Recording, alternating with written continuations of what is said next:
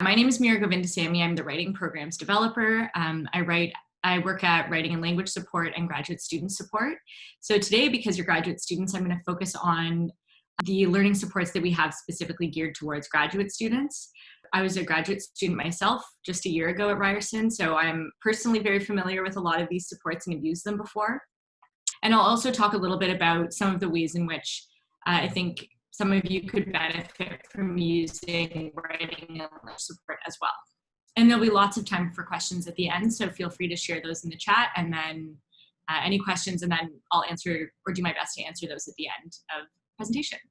So writing and language support as well as graduate student support fall under the umbrella of student life and learning support. And I think you've already had a presentation from some others in our area. This is our goal at Student Life and Learning Support. We build diverse communities and support you as a learner. We provide opportunities for you to discover your talents, explore, skill build, express your identities, create meaningful friendships and connections, and build your learning success toolkit. So these are the different areas that comprise student life and learning support. So international student support, I think you've already heard from, and they have specific supports geared towards graduate students. Learning support, which is where I am located, student life and campus engagement, the folks who bring you orientation, tri-mentoring program, and I believe that they are actually working on some programs specifically for graduate students as well. So I definitely recommend looking into all that. Okay, so learning support. As I mentioned, we are located, or learning support includes writing and language support, as well as graduate student support. We also have math support, study skills and transition support, and the test center. And all these supports are located on the 4th floor of the Student Learning Center. Just so everybody knows, when we eventually do return to campus, it's the green floor. But for right now, we do have all of our exact same resources and opportunities located online virtually, so you'll still be able to take advantage of that. First, I'm going to talk about graduate student support, and here's a lovely shot of the SLC from the outside. Okay, so graduate student support is academic support geared specifically towards Ryerson's master's and PhD students. And it's a resource there whether you're working on something that's a writing specific concern, or you want advice about something that, maybe you're a bit further away from the actual writing process. Sometimes as a graduate student, there are a lot more layers to the types of writing that all of you will be engaged in. So perhaps you're working on a literature review, maybe for the first time, and you want to know how to organize that. You have questions about writing your research methods section. What order should your dissertation be organized in? And you'll be meeting with a PhD student who is in the upper years of their PhD. So they have lots of experience with the dissertation writing process. And we offer support across a couple different disciplines. So you can actually see when you go to book your appointment who you're booking with, and you can read a little bit about their academic background. And we do actually have 2 graduate student support consultants with sciences backgrounds. So they will likely be able to kind of speak to concerns that you might have specific to your own writing projects as students, Faculty of Engineering and Architecture. So some of the programs that we offer virtual one-on-one appointments. So these are 50-minute appointments, probably the most popular way to engage in graduate student support, because it gives you a good opportunity to really focus on your own work and the questions that you have specific to what is probably becoming a very specific research focus. We offer a weekly coffee and writing group. Of course, it'll be bring your own coffee right now, but it's still being offered virtually. I'll talk a little bit more about that in a moment. We have a graduate write-a-thon that's held annually in April. Dissertation retreats, usually once a term, of course not this term. The Graduate Research and Writing Institute, which will be held this November. Several in-class workshops that professors can request us to deliver to your class, and a variety of online resources, including all our presentations for you if you want to look through those kind of at your own pace. So coffee and writing. This is something that I used to get a lot of my writing done when I was a master's student. It's a weekly group for 3 hours. The essential idea is that you're going to put away your phone and really commit to just writing as much as you can during that time period. And it's a great way to just make incremental progress if you are working on a longer writing project. And that is something that is really important for students working on a long piece of writing, as is the case for master's and PhD students, to just chip away at a big project. And also it's a great opportunity to find graduate community. So in the group, you'll check in about your goals at the beginning, and then as a team, you kind of share in everyone's successes at the end of the 3 hours when you hear about what each of your peers has been able to accomplish or maybe not accomplish, and kind of share a little bit of support in that situation.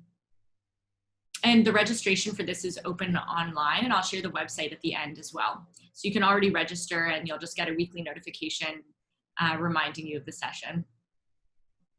Dissertation retreats I'll talk about just in case, because they'll come back eventually and I want everyone to keep an eye out for them. So it's a PhD dissertation retreat, but I attended twice as a master's student. All this means is that the priority goes to PhD students, but depending on how many register, if there's space, then master's students can certainly go. I know lots of master's students who have gone. And they're beautiful retreats. So I'll show a photo. So this is the location of one of the retreats at Artscape on the Toronto Islands. This is the retreat that happens in the fall and in the spring, summer semester. It's focused writing time. Again, there's lots of opportunity to check in with the group about your writing goals for a time period. And then there's dissertation coaching available while you're there if you get stuck or experience writer's block and you're not sure how to attack a particular section of your writing. I found this a super helpful experience. I was able to write basically a draft of a chapter each time I attended just a 4-day writing retreat. So definitely keep an eye out for the dissertation retreats returning. The Graduate Writeathon. So we are continuing this event virtually. It happens every year in the spring semester when I think people are really digging into a lot of their longer writing projects. And so this is a full day event where students bring their writing, and again, we check in, we set goals, and you can see in 2019, we added up how many pages we cumulatively wrote and edited as a group, and it was 190 pages with 40 students. And so it felt really nice to feel a part of a group in that situation and see what we could all accomplish together. And again, it kind of changed my relationship to my writing. So rather than feeling like I had this drudgerous amount of work ahead of me, I felt like I could accomplish this, I could find focus. And that's kind of half the battle when you're working on a long piece of writing as you are as graduate students. The Graduate Research and Writing Institute is a full day of programming that's specific to Ryerson graduate student needs. We'll cover topics such as academic research and writing standards in Canada, so that can be especially useful if you are coming from an international context and entering academia for the first time in Canada. Guidance for MRP, your thesis, a dissertation, working effectively with committees and supervisors, all that stuff that is a new academic challenge for you as a graduate student. We'll discuss scholarly research skills, integrating sources, paraphrasing, and citing. That can all be useful, especially if you've had some time in between your undergrad and graduate studies. And we'll talk about revision, editing, proofreading skills, and lots more. So this is the registration is open online for this as well. And this year's institute will be held on November 19th from 11 a.m. until 5 p.m. And we'll post the schedule when it's fully ready. And you're welcome to drop in and out of this session as well. You can just pick and choose which parts of the day you want to attend, and do your work during other times. Okay, so I do want to talk a little bit about writing and language support as well, because this is a resource that as graduate students, you're also welcome to access. So graduate student support is where you'll book if you have graduate level writing concerns. So things specific to writing a dissertation, writing a graduate level paper, if you have questions about how to structure your argument, graduate student support is perfect for that. Writing and language support offers 3 different types of appointments, which I'll actually show now. So we offer academic writing appointments, which are mainly geared towards undergrads. Like I said, if you need that kind of appointment, you'll book with graduate student support, and you can actually book more time with graduate student support that way. But The grammar and supported self-editing appointments, as well as listening and speaking appointments, are appointments that can be really useful for students who use English as an additional language. And this is basically an opportunity in listening and speaking appointments. If you have an oral presentation coming up, if you want to build your confidence to speak up in class, these are excellent appointments for that. Grammar and supported self-editing can be fantastic, again, if you're someone who uses English as an additional language and you have a larger part of your writing and you really just need someone to kind of help you identify some of the common grammar errors that you might be making in your writing. That is the kind of appointment that you will want to book. And you'll see those appointments available in the booking system as well. But I also wanted to mention, so in addition to 15-minute individual appointments, we also have a variety of group sessions and conversation support. So there is the English Communication Support course. So that's an 8-week course that's free, where students can just basically work on English language fluency in terms of writing, speaking, and listening. And there are also a variety of conversation groups that happen every week, and you can start to register for those as well online. That's a great way to kind of practice the spontaneous English language stuff that, comes up in interviews, or especially if you're not on campus communicating with people in English and getting that practice in. The conversation groups are a great opportunity to work on that.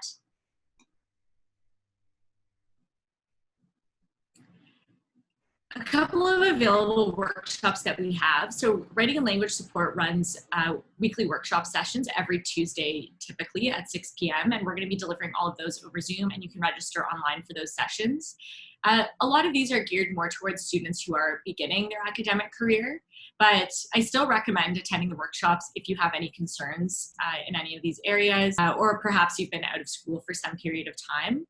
Two that I would highlight for graduate students are writing a literature review, especially if you're working on a thesis or a dissertation, or an MRP. You'll likely have to write a literature review. And critical thinking and critical writing, that's a great workshop to conceptualize how you take your writing from kind of an undergraduate level where you might be just repeating back information to a stage where you are now the scholarly thinker as a graduate student.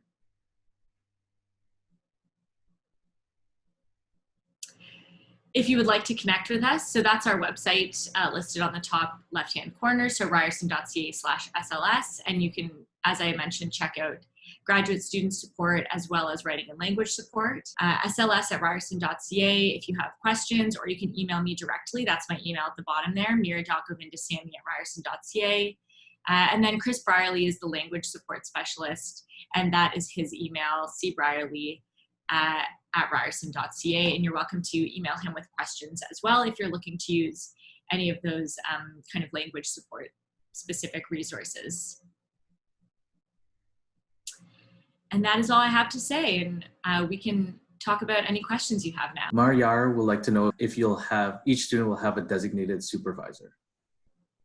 No, not at graduate student support. There's no designated supervisor, but essentially lots of students, especially graduate students, will become really familiar with one of the graduate student support consultants and kind of typically end up booking with them because that person will know their work.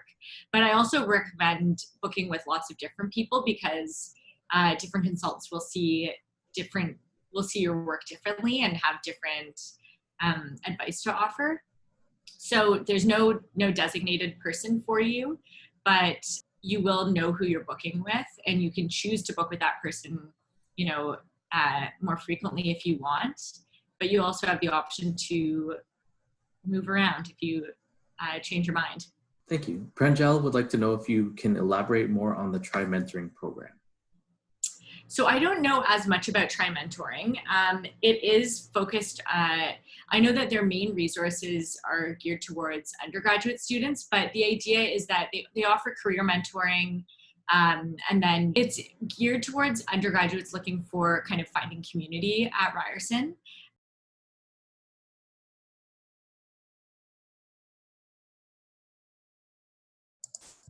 Thanks, Mira. Sorry, I muted myself. Okay.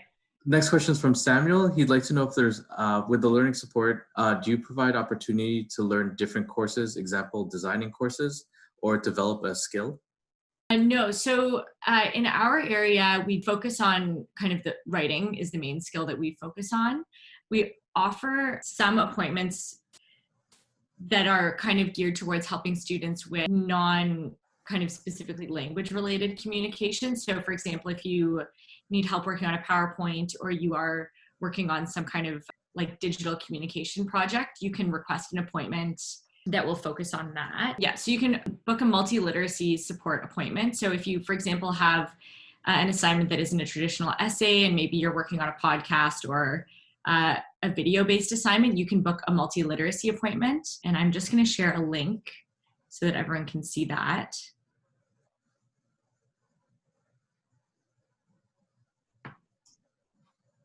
So under writing support, in the left-hand side drop-down menu, you'll see the multi-literacy appointments.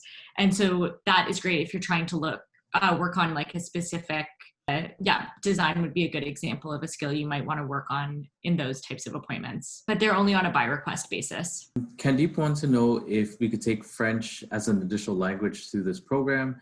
Is it supported? We don't offer French. Unfortunately, the focus is all English. That's a great idea, though. Maybe for the future. Maybe for the future. I'll write it down. Candeep, just so you know, as a Ryerson student, although you're a grad student, there is the Continuing Education School, which is the Chang School. Through there, they do offer a French certificate if you're interested. However, there's additional fees to continue education courses versus your grad. Is there any other questions anyone may have? Okay, I think that's the end of the question period. I'd just like to thank Mira for her presentation today. If anyone has any additional questions that were not answered or that you think of later, you could email me at feasgrad@ryerson.ca. Thank you, everybody. Thank you. Nice to meet you all.